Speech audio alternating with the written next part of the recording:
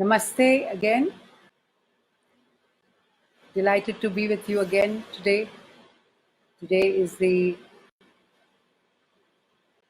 8th day of our journey of vibrational healing together. As a group, it's been very special for me as well, because when a collective energy works together to learn, to share, to experience, the effect is different. It's different from each one doing their sadhana alone. And even though I can't see you, I can feel you. I hear your thoughts. You hear mine. And over long distances that separate us, there is no distance between us. We are all connected.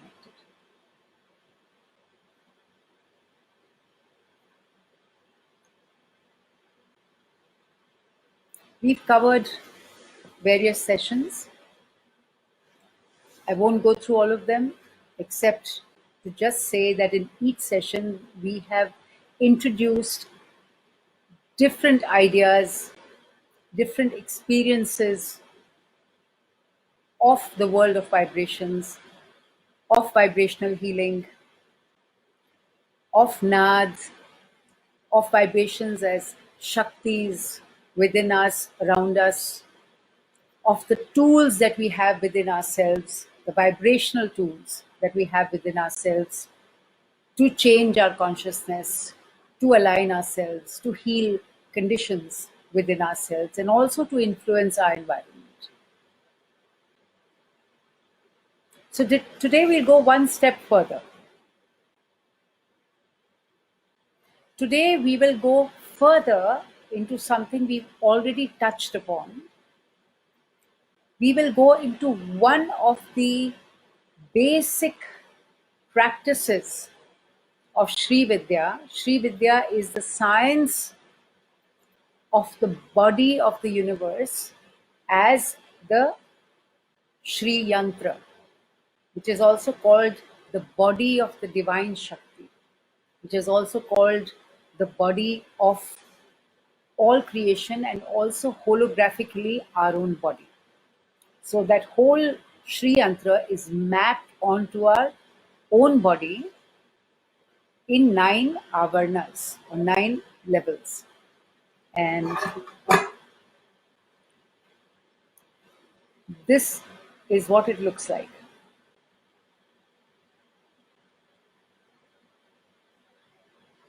Okay. And this is what it looks like two-dimensionally when you see it flat. You see 5 triangles downward in the middle and 4 triangles upward. This way, when you look at it, there are 9 levels. Today we won't go into the science of it because it's not possible. It's a very, very elaborate and deep science.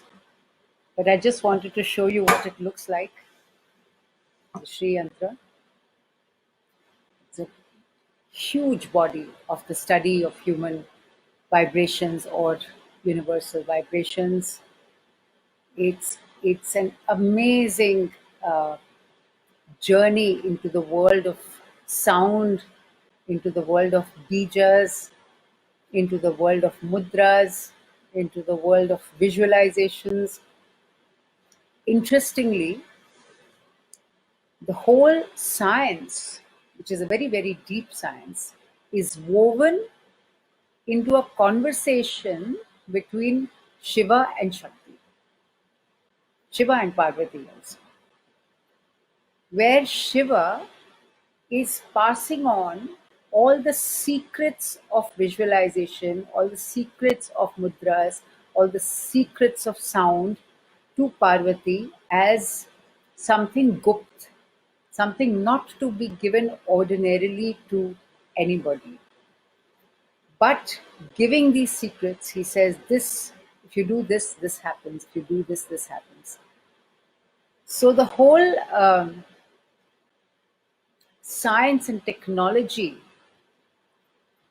of the world of sound and visualization and touch, all the sensory inputs that can change our consciousness are given in the form of a story and a conversation, but are actually dealing just with these vibrational energies. And it's a fascinating journey into the technologies of the self.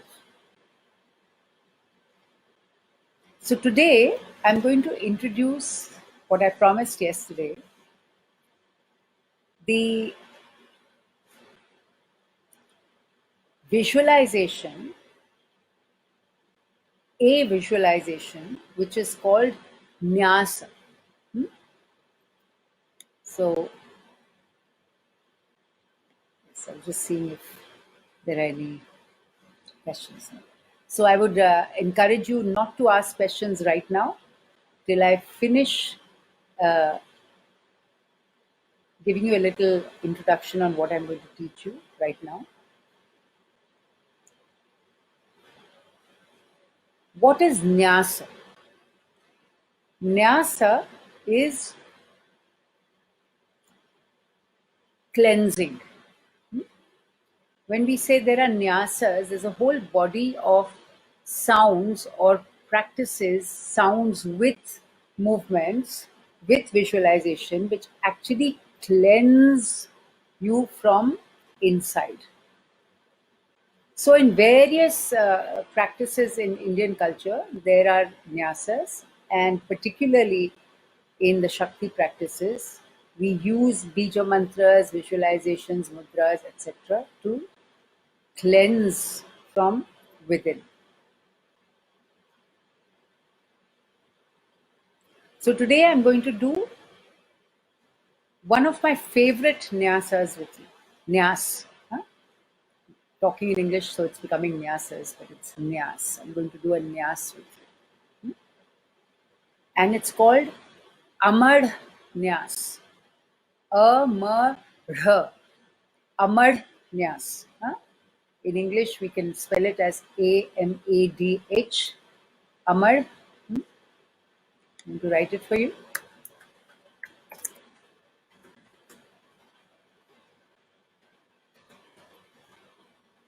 Okay. So, Amad Nyas.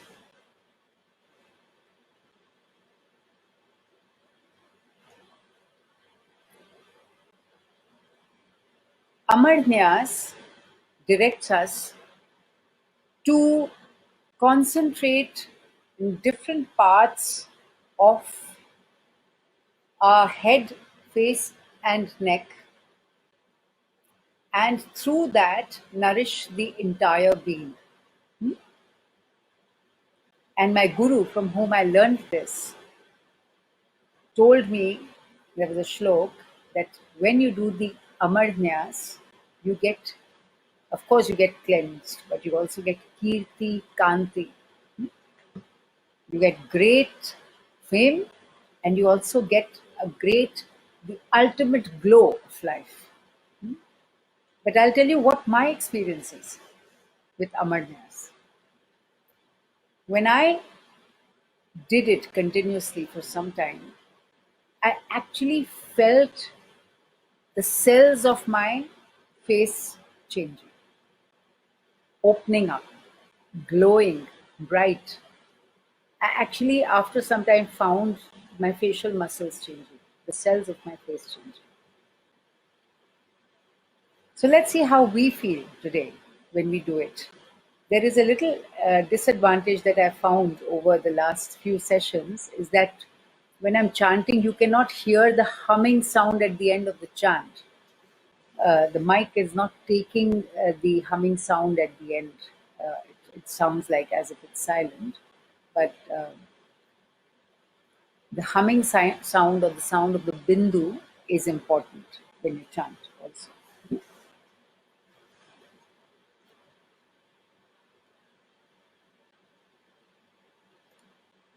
So, Now, let us think of the top of our head. Top of our head. If you visualize a light, a white light entering from the top of your head,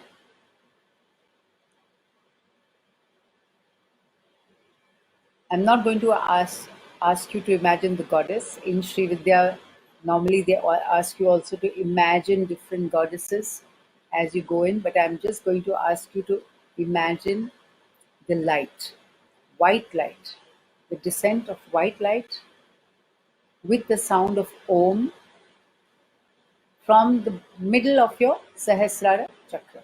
Okay? So imagine right on top, Sahasrara chakra. Be still. Concentrate on the top of the head. Feel the atmosphere above you.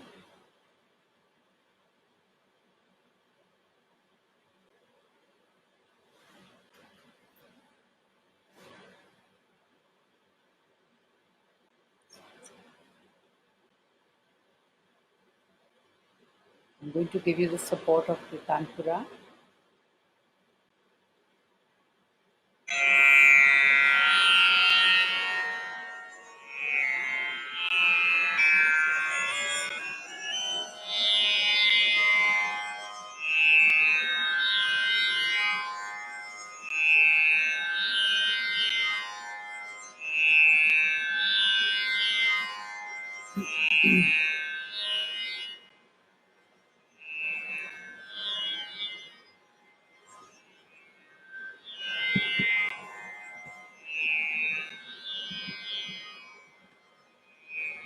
Okay?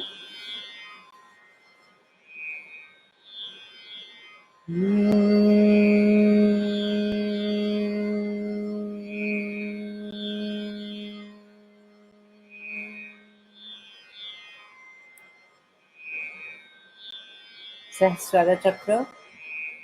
Glowing white light entering your head, and the sound is Om.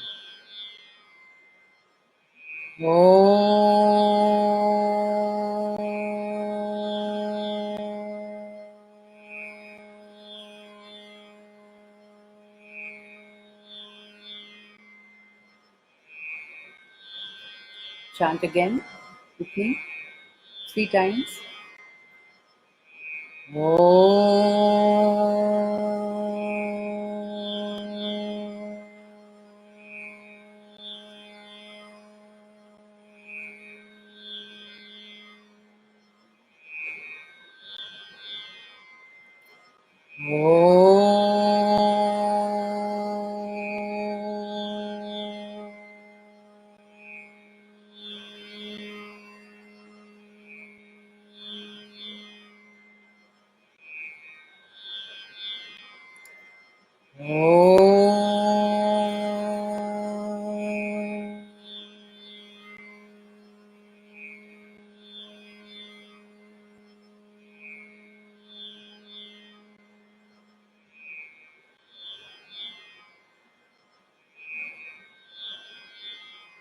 Feel the vibration as you chant.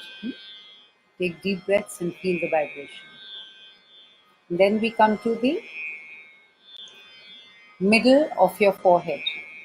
Middle of your forehead. Not between your eyebrows, but the middle of your forehead, inside your head.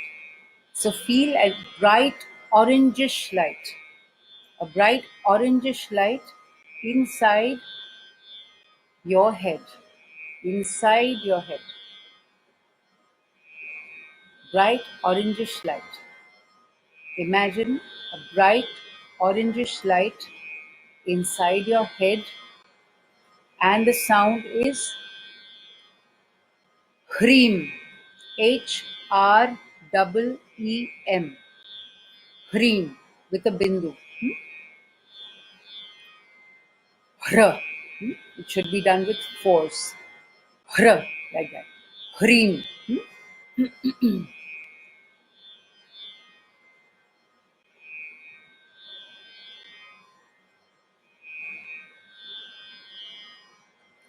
So, listen to me once and then we'll chant together. Inside your head, orangish bright light.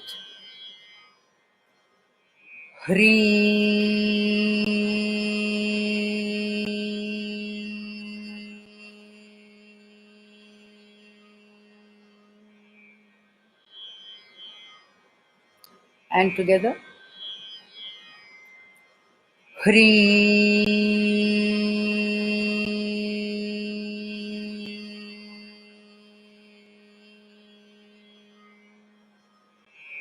Again.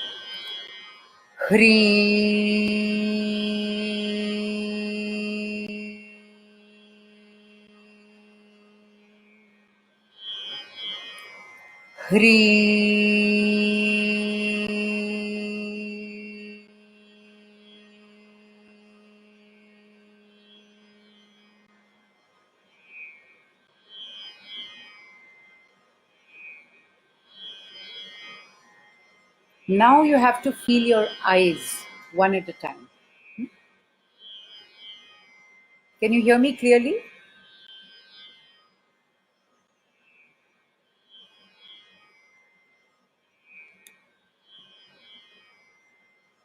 Now concentrate on your right eye, the right eye, and imagine a bright sun shining in your right eye. Bright sun shining in your right eye. Okay? If it's easier for you to do it with your eyes closed, you can do it with your eyes closed. If it's easier with your eyes open, you can do it with your eyes open. Bright sun shining inside the right eye. Okay? And the sound is with a bindu. Okay?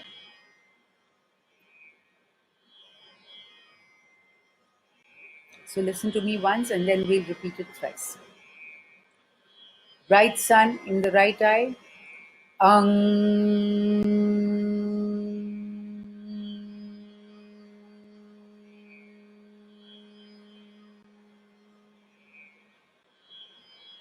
Again, chant with me 3 times. Bright sun in the right eye.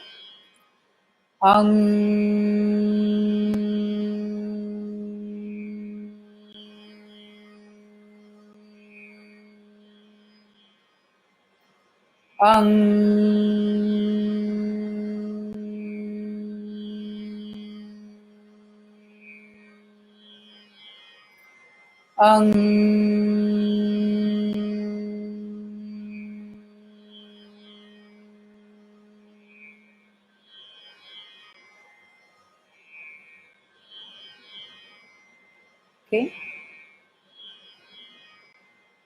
And now you imagine a raging fire inside your left eye.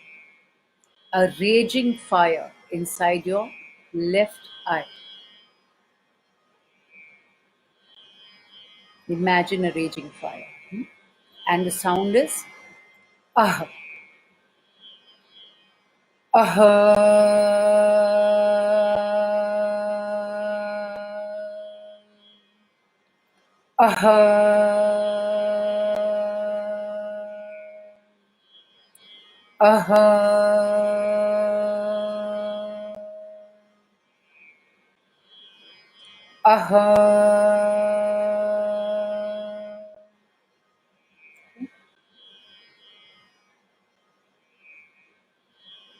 Now imagine your entire face inside the moon. Can you imagine how it would be to be enveloped by the cooling effect of the moon? Moon is cooling.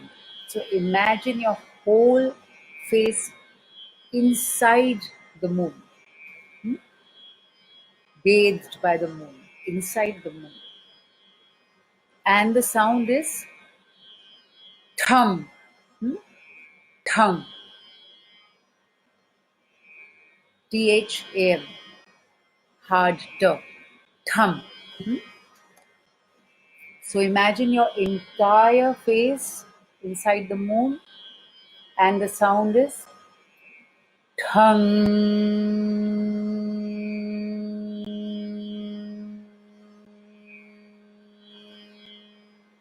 Feel the vibration on your face, on your cheeks, all over your face. Feel your cells when you chant this. Thrice with me.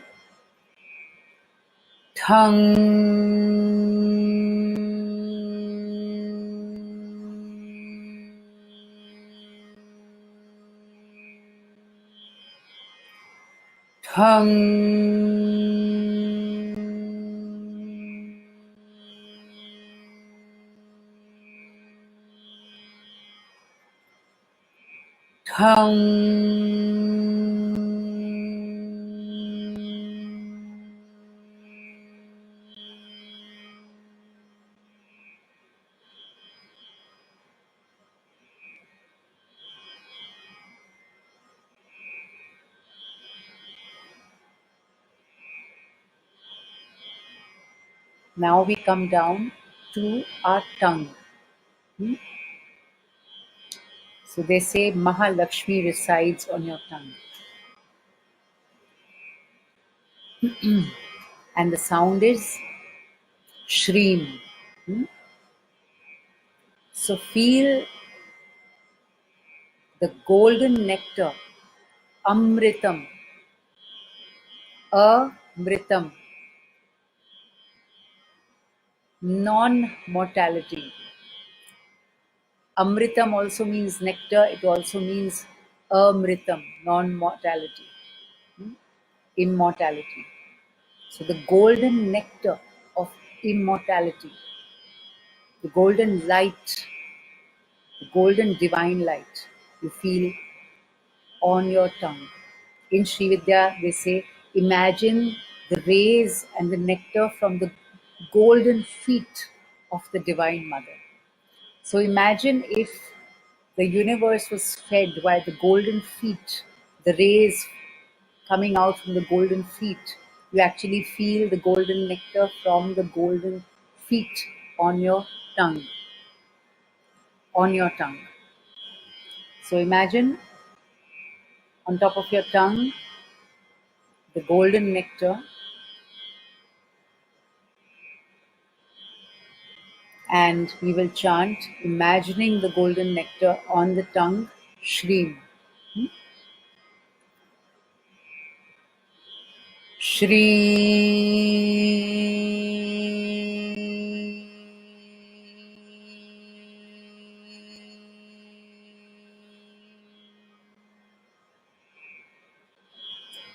Together, imagine the golden nectar, bright golden nectar.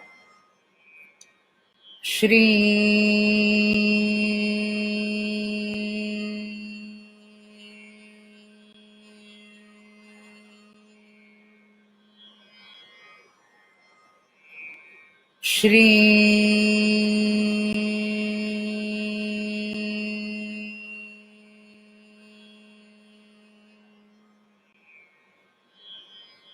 Shri.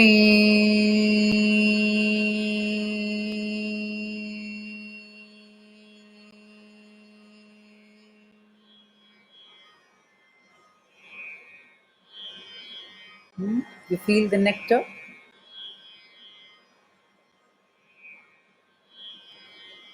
And now that nectar is going down your body from the left side of your throat and the right side of your throat. So there's visualization. In our culture, have you seen the picture of Mahalakshmi with the two elephants on both sides? So here you're supposed to visualize that. You're supposed to visualize Shreem was Mahalakshmi on the tongue, and then you visualize the two elephants pouring the golden nectar down your body. So it's surrendering, the sense of surrender, the sense of pouring, the sense of golden nectar, the electrical golden nectar flowing down your body from the tongue down your neck, Swaha. So swam, ham. Swam from the neck, left side, and ham from the right side. So first we will do swam 3 times and hum 3 times. So left side, the golden nectar flowing down the left side, through your neck, down your body.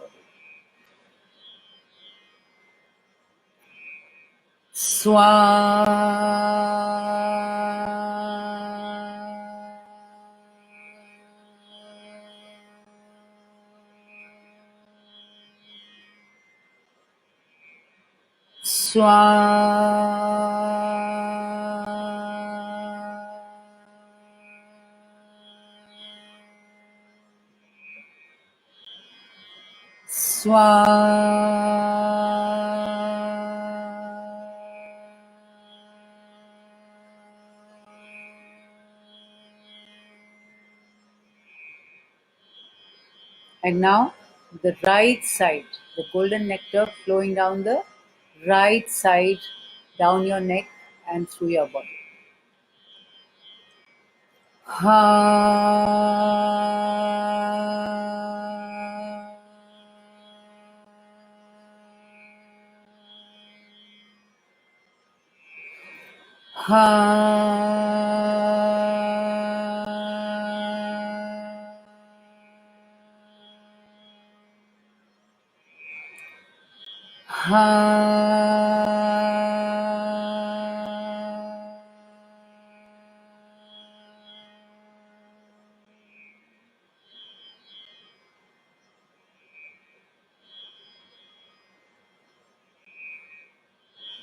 So this flow from the white light to the orange light, to the sun and the fire, you and your face inside the moon, the golden nectar on your tongue, and then the nectar flowing down your whole body, the left side and the right side.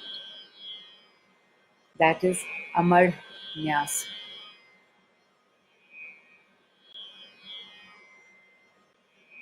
Okay? Would you like to repeat it once more? We'll just repeat it once more without repeating it thrice. So, remember, Om, Hreem, white light, Om, orange light, Hreem, sun in the left eye, raging fire, sun in the right eye, sun in the right eye, raging fire in the left eye, face inside the full moon, Tham, golden nectar of the divine feet on your tongue, Shreem, and the nectar flowing down the left side, Swam, and down the right side, Hum, Amarnyas. So we'll do it together. Take a deep breath.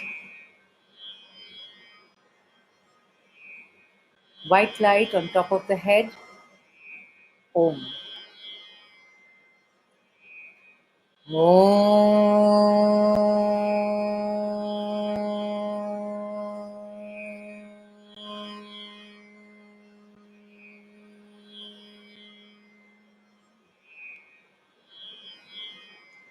Orange light inside the head, Hreem.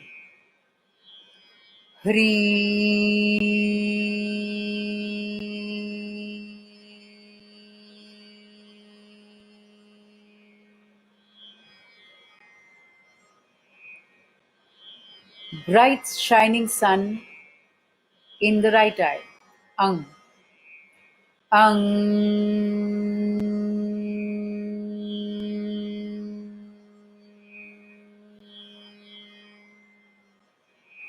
Raging fire in the left eye, Ah.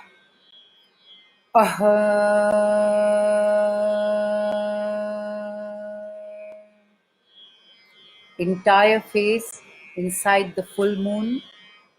Thumb. Thang.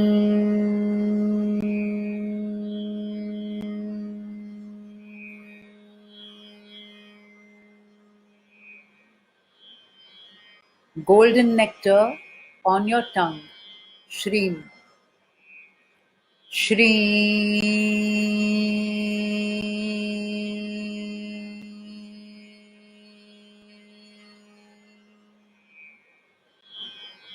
Golden nectar flowing down your body through the left side of your neck.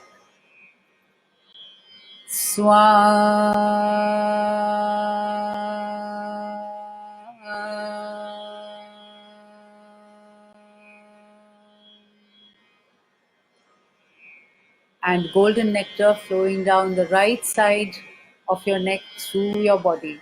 Hum.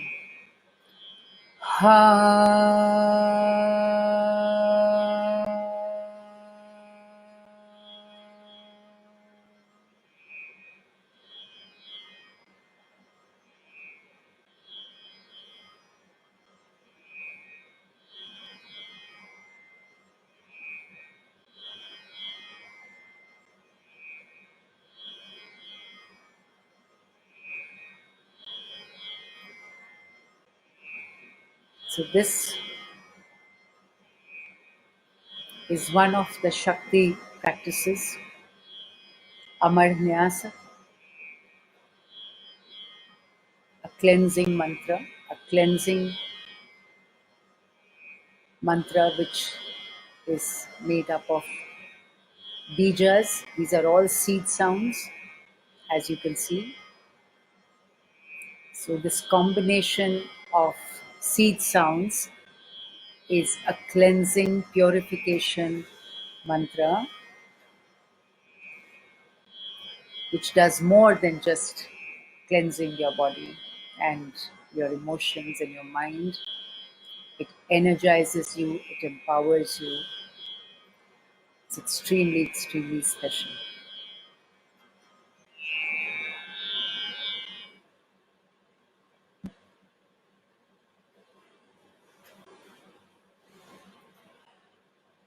So if you practice this every day, you will find it extremely useful, very relaxing as you can see, but not just relaxing, very purifying, cleansing, empowering, and beautifying. It will actually freshen your cells of your entire head, your face, your body, but you will actually feel that freshness when you do this. And this is just the beginning of an entire journey of Sri Vidya. Many adventures in our culture, which we haven't even begun to fathom. Many adventures of the inner world. And once we access that, the outer world looks so just child's play. And once you harness the inner world, you can deal with the outer world so much more beautifully. And that's the fun. Accessing the inner world does not mean we go away from the outer world. Accessing the inner world means we get in touch with the infinite source of energy within. Come in touch with it, stay in touch with it, and through it, enrich your outer world. That's the goal of going within.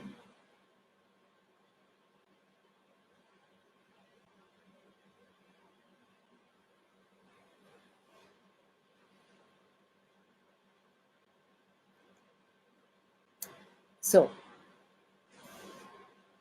indeed, when we do these mantras,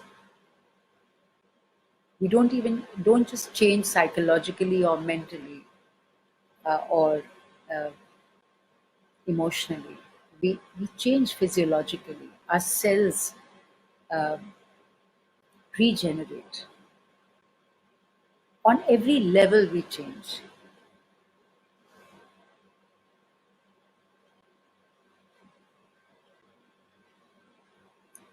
So I'm looking at your comments.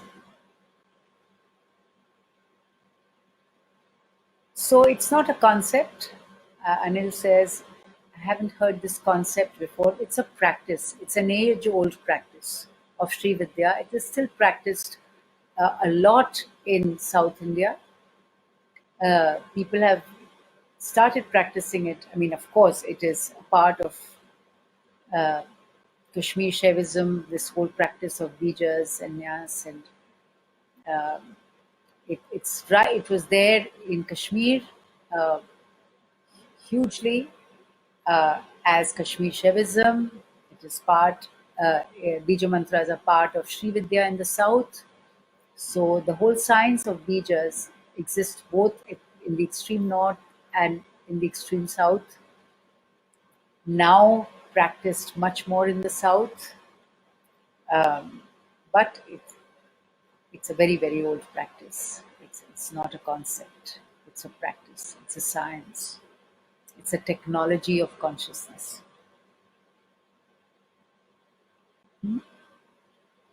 So I definitely not my discovery. It's my experimentation with an age-old science, in which, in that journey, you discover things which resonate within your being. You know, the whole um, science of learning is that you get experiences or information from somewhere, absorption, then you assimilate it within yourself and it becomes your own. And then when you re express it as your own experience and your own knowledge. If we skip that assimilation, then we are just imitating someone else or just repeating information. And that is not true knowledge. So, unless your knowledge is absorbed and becomes your own cellular experience, it doesn't become real knowledge. And any sharing should only be done when that which we have learned from the universe or through our gurus is assimilated so deeply that it becomes a part of our own consciousness. And only then is it fair to share with anybody else. Yes, indeed, it is empowering, it is energizing. Yes, the Amrit actually goes down your throat. You know, these are people think, oh, this is imagination. How can it be real? Yes, often we are asked this question. So I would like to ask another question. What is not imagination? All that we think is real in our lives is imagination for some other being. So for us, sound is something we can access, audible sound, so it is real. But ultrasound is not real because we cannot hear it. But dogs can hear it, bats can hear it. So for them, ultrasound is real. So there are various levels of vibrations, and one of those levels is the level of light, the level of visualization. So when we visualize something, when we imagine something, we are accessing the vibrational level of light waves within our consciousness. They are as real or unreal as touch, audible sound, our normal sight, our smell, etc. They just exist in octaves of frequency. So when we use the power of visualization,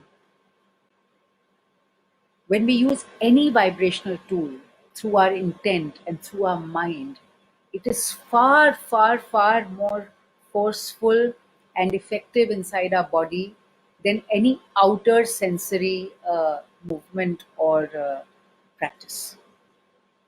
And as you practice this, you will realize that intent, visualization, along with sound, along with mudra, makes it more powerful. But these are great powers, not to be taken lightly. Great powers, great sciences of our culture, which we need to respect, we need to surrender to, we need to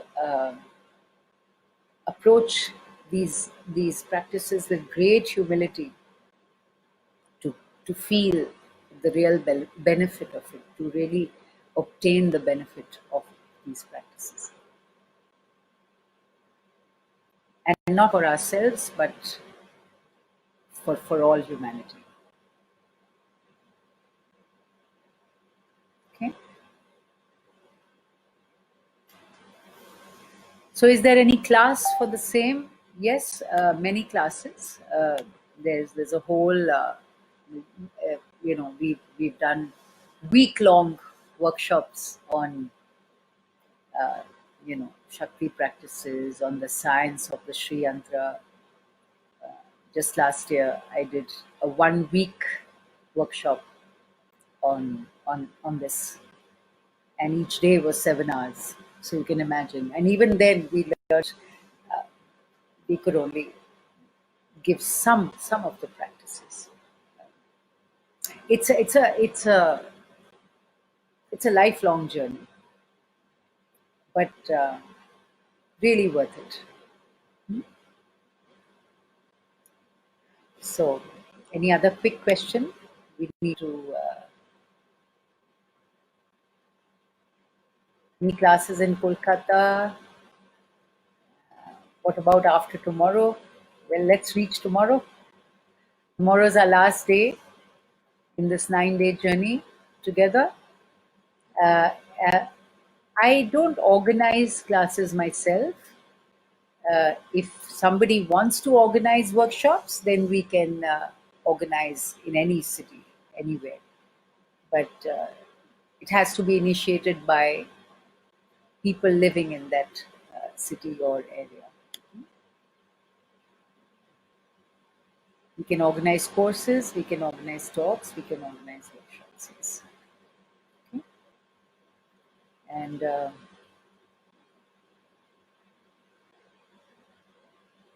so Anil says you can't stop tomorrow. Okay. Thank you, Suchitra. Good to have you here today. So anyway, the 9-day journey is only a beginning of many journeys, I'm sure.